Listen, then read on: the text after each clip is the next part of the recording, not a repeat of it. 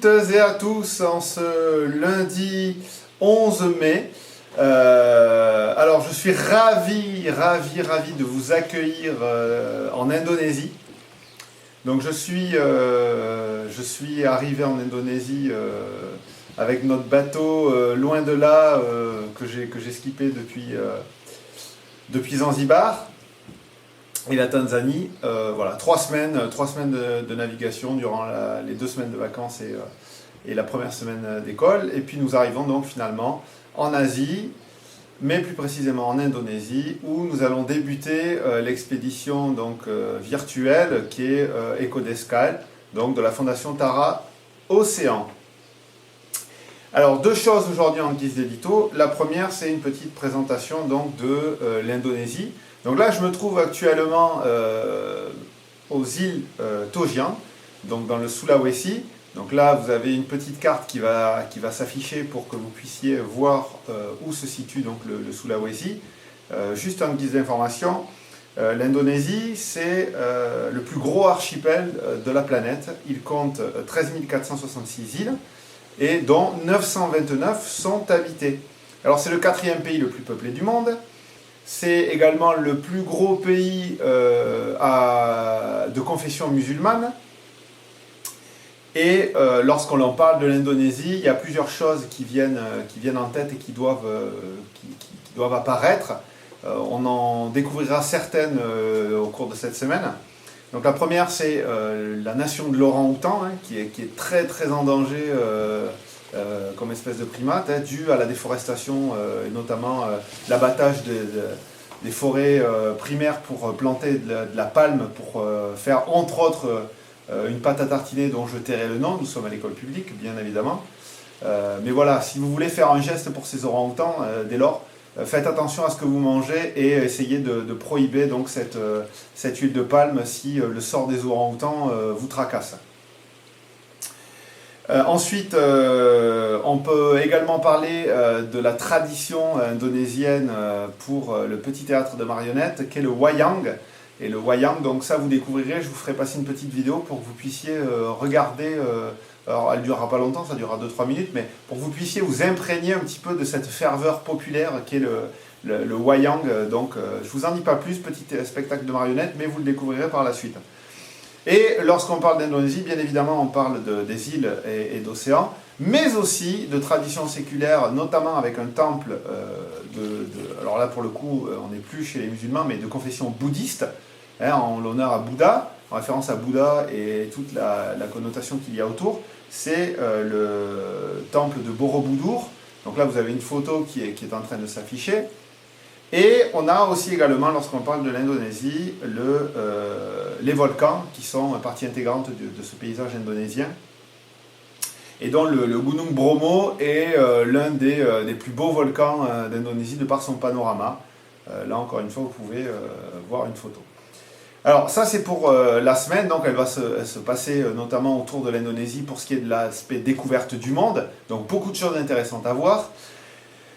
En ce qui concerne des choses plus sérieuses, notamment le déconfinement et le retour et la réouverture de l'école. Donc vous avez vu passer un mail pour vous dire qu'il s'agissait du 18 mai, du lundi 18 mai, où l'école réouvrirait ses portes pour ceux qui le souhaitent.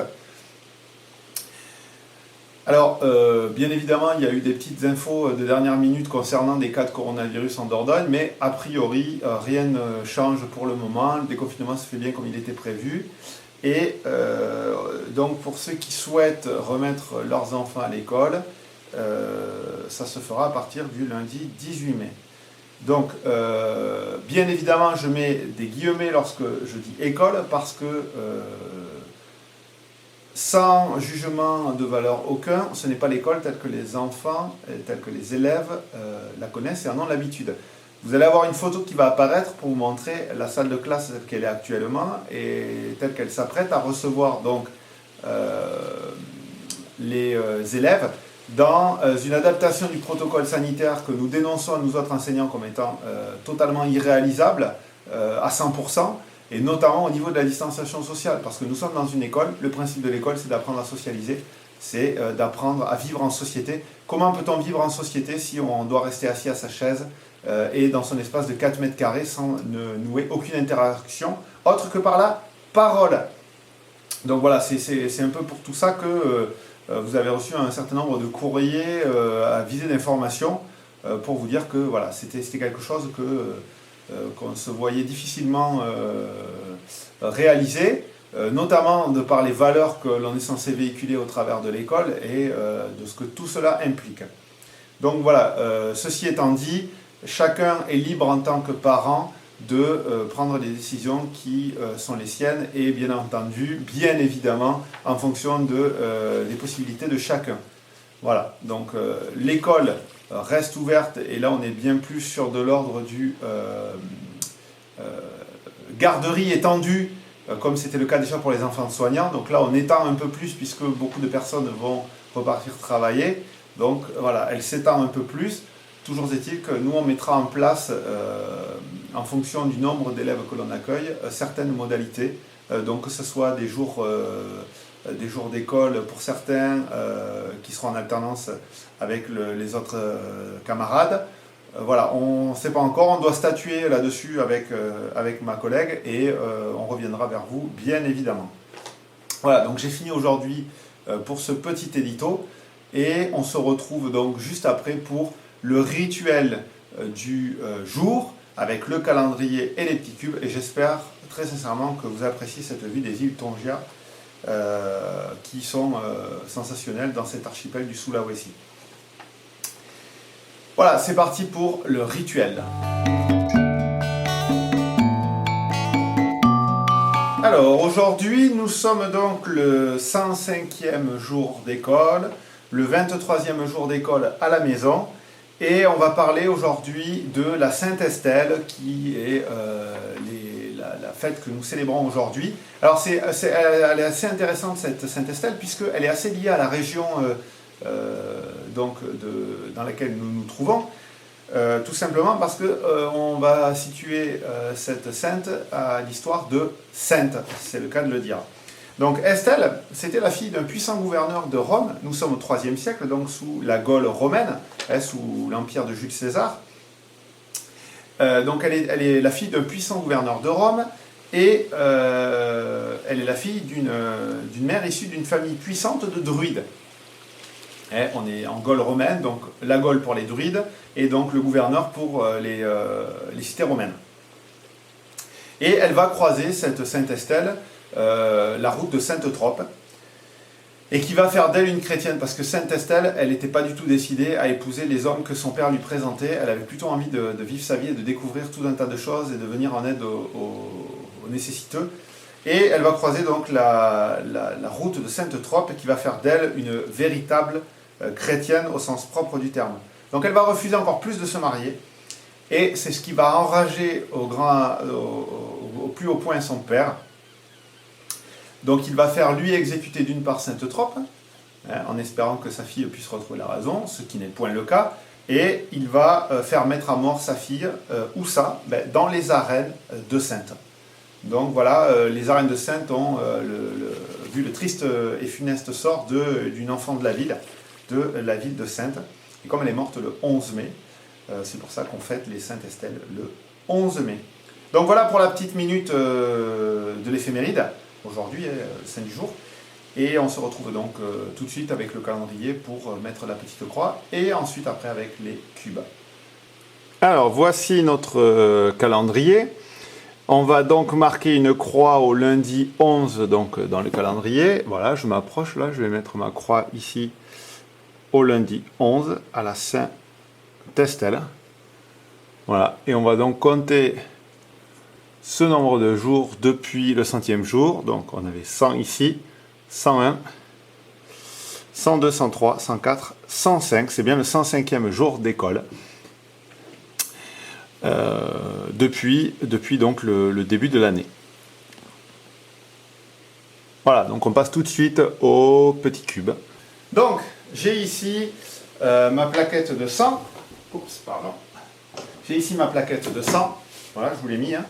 C'est bien, une belle vue derrière, donc ça c'est chouette. Et je vais avoir donc Mon 101e, 102e, hop là, il est tombé, c'est pas grave, 102e, 103e,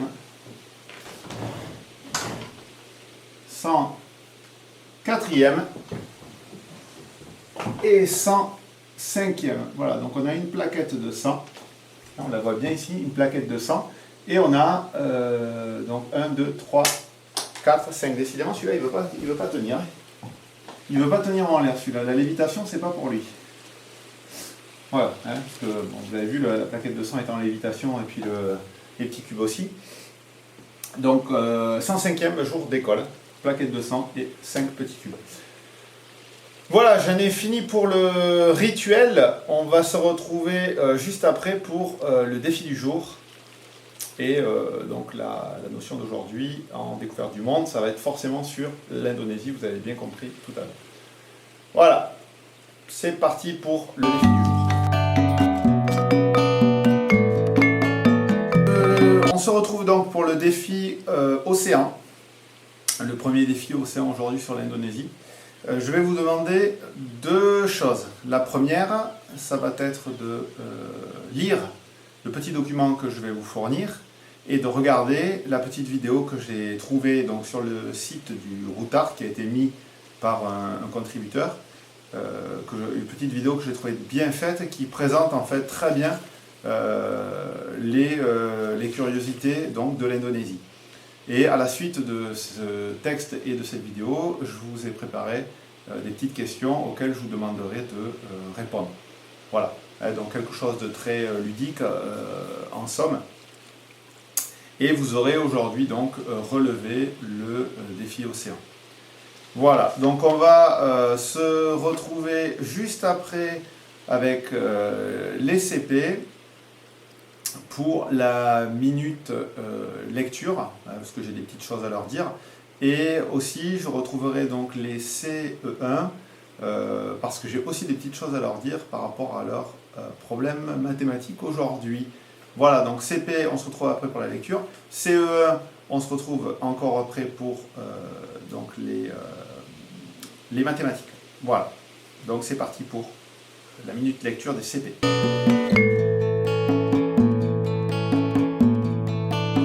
Alors, on se retrouve donc les CP pour les deux sons que l'on va apprendre aujourd'hui. Alors, premièrement, on a déjà vu le son, les deux sons qui composent ce nouveau son d'aujourd'hui.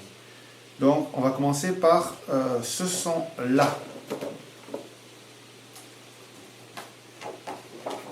Donc, c'est les deux mots repères d'aujourd'hui. Vous avez d'une part l'éventail. Donc là, vous avez vu que la graphie, en fait, c'est A-I-L. Et on a la muraille, où là, la graphie va être A-I-L-L-E. Donc là, muraille et éventail. En fait, la muraille, la graphie va s'écrire A-I-2-L-E lorsque c'est un mot féminin. Et on va écrire l'éventail A-I-L parce que c'est un mot masculin. Donc ça, c'est uniquement ce qui va différencier. Donc vous avez bien remarqué que dans l'éventail, en fait, on a à la fois le son A, hein, le graphème, le phonème pardon, A, et le phonème YE, hein, qui est le IL ou le I2L pour muraille. Hein, ici, on voit bien A, I2L, comme dans gorille. Donc là, si on enlevait le A, on aurait juste le YE, hein, IE. Donc là, on a donc le premier son que l'on va apprendre aujourd'hui, c'est donc aïe au masculin qui s'écrit comme ceci et aïe au féminin qui s'écrit comme ceci. Voilà, donc j'espère que vous avez bien vu, je vous les rapproche. Donc ça c'est le premier son d'aujourd'hui. On dit bien aïe, d'accord? Comme l'ail, tout simplement. Et le deuxième son qui marche avec, c'est la combinaison du son E et la combinaison du son YE. Et donc si on combine les deux, ça va faire EI. Et ce EI, on ne va pas pouvoir l'écrire AI pour faire le son E, on va l'écrire EI pour faire le son E, plus le L qui va nous faire le son I. Donc ça va nous faire EI, comme dans le soleil. Hein, on voit bien donc là le soleil. Donc ça, on voit très très bien. Donc il n'y a pas de problème. Pour un mot féminin, on aura donc le même principe que pour la muraille. On aura donc une abeille, va donc s'écrire E-I-2-L-E, donc parce que c'est un mot féminin. Donc si je reprends, nous avons donc un mot masculin E-I-L-E, E-I-L, pardon, et un mot féminin, nous avons donc E-I-2-L-E. Donc le soleil masculin, on écrit le ei comme ça. Et l'abeille féminin, on écrit le ei comme ceci, tout simplement. Donc ça, on y reviendra en CE1 de toute manière, ça fait partie du programme de CE1 aussi. Les CE1 le voient, ça. Donc peut-être s'ils sont en train de regarder, ben, j'espère que ça leur rappelle des souvenirs et auquel cas ça leur remémore des choses. Et donc nous avons terminé aujourd'hui pour la minute lecture. Je vous souhaite donc une bonne journée de travail et on se retrouve donc demain. Merci les CP, les CE1 ne partez pas, ou revenez. On se retrouve donc pour la minute maths. C'est parti.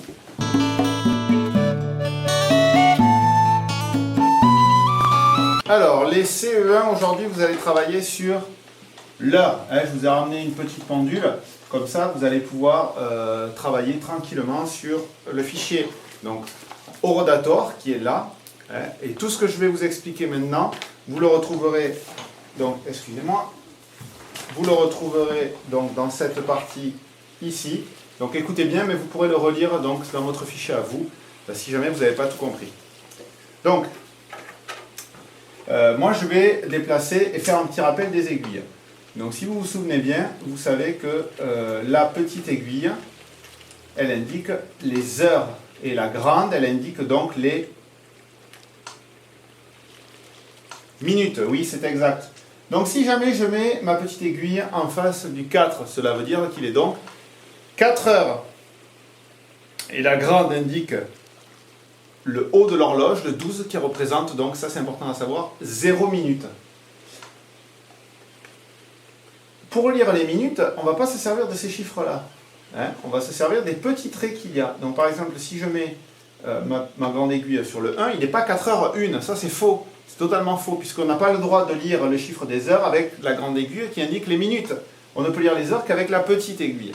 Pour les minutes, on va se servir des petits traits que vous voyez ici. Donc je vais rapprocher l'horloge, des petits traits que l'on voit donc, tout autour de l'horloge. À chaque fois qu'on avance d'un trait, on avance d'une minute. Donc si je me mets sur le 1, j'ai avancé de 1, 2, 3, 4, 5 traits, ce qui veut dire qu'il est 4 heures et 5 minutes. Donc nous, ce qui va nous intéresser pour l'instant, c'est comment fait-on le 30 minutes. Eh bien, comment on fait le 30 minutes? Comment on avance? À chaque chiffre, on a avancé de 5 minutes, donc on va avancer de 5 en 5. 5, 10, 15, 20, 25, 30. Voilà, pour faire la demi-heure, je rappelle que dans une heure, il y a donc 60 traits, donc 60 minutes. Si je veux prendre la moitié d'une heure, je vois bien que j'ai fait la moitié du cadran, je n'ai pas fait un tour entier, j'ai fait que la moitié du tour. Donc si je veux prendre la moitié d'une heure, ça va donc faire 30 minutes. Pour faire 30 minutes, il faut que je mette la grande aiguille en bas, à l'opposé de lorsqu'il est pile. Donc là, je vais vous en afficher une. Donc là, concrètement, il est quelle heure? Il est 4 heures. Donc parce qu'on a passé 4 heures, mais on n'est pas encore sur le 5. La petite aiguille indique les heures, donc 4 heures. Et 30 minutes, puisqu'on a fait la moitié d'une heure, donc la moitié de 60 minutes, donc 30 minutes. 4 heures, 30. Je continue. Je vais vous en mettre une autre pour voir si vous êtes bon. Donc là, si je vous mets ça, vous me dites qu'il est, ouais, vous allez trouver 7 heures. Et si je vous le mets là maintenant, il est donc 7 heures et 30 minutes. Pourquoi 30? Parce qu'on a 6 fois 5 minutes. 5, 10, 15, 20, 25, 30. Donc 6 fois 5, 30. Ah, les tables de multiplication, là, elles vont servir. Il est donc 7h30. Voilà, on va faire un petit dernier pour voir si vous avez compris le coup des 5 minutes et de l'aiguille, donc des minutes.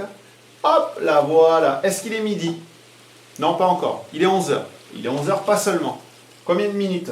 Eh bien, si on a bien compris, on compte de 5 en 5. Donc 5, 10, 15, 20, 25, 30, 35, 40, 45, 11h45 minutes, ou midi moins le quart pour les plus aguerris. 11h45 minutes, ah, c'est l'heure d'aller à la cantine. Allez, sur ce, je vous laisse. Je vous dis bonne journée, bon travail et on se retrouve donc demain pour une nouvelle vidéo. En attendant, profitez bien de votre fichier Rodator et n'oubliez pas, vous avez en bas tout ce que vous avez besoin de savoir que l'on vient de faire ensemble. Allez, bonne journée les CE1, à demain.